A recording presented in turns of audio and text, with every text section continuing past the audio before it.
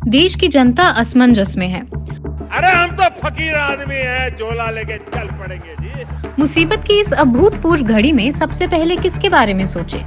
10वें महीने में भी विकराल रूप धारण किए कोरोना के गंभीर खतरे के बारे में सोचे, या तथाकथित अगले महीने आने वाले वैक्सीन के इंतजार के बारे में सोचे?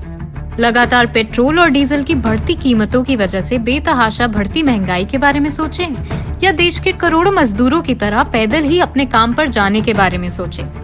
भारत चीन सीमा पर झूला झूलती लाल सेना के बारे में सोचें, या भाजपा शासित राज्यों में लव जिहाद के नए कानून के बारे में सोचें? ठिठुरती ठंड में अपनी वाजिब मांगों के लिए देश की राजधानी के बाहर डेरा जमाए लाखों अन्नदाताओं के बारे में सोचें, या उसी राजधानी में इन अन्नदाताओं को मुंह चढ़ाते हुए हजारों करोड़ की लागत से बनने वाले नए संसद भवन के बारे में सोचें? लेकिन देश का नागरिक अंत में अपनी आधी अधूरी थाली और लगभग खाली जेब के बारे में सोचते हुए चरमराई हुई अर्थव्यवस्था के बारे में सोचने पर मजबूर हो जाता है।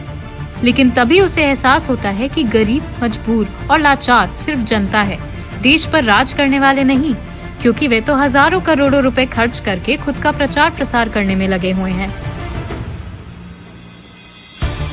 क्योंकि उनके पास अपनी विदेशी यात्राओं के लिए लाखों करोड़ रुपए मौजूद हैं, क्योंकि देश के शासकों के पास अपनी यात्राओं के लिए हजारों करोड़ रुपए के खास हवाई जहाज खरीदने के लिए भी रुपए मौजूद है।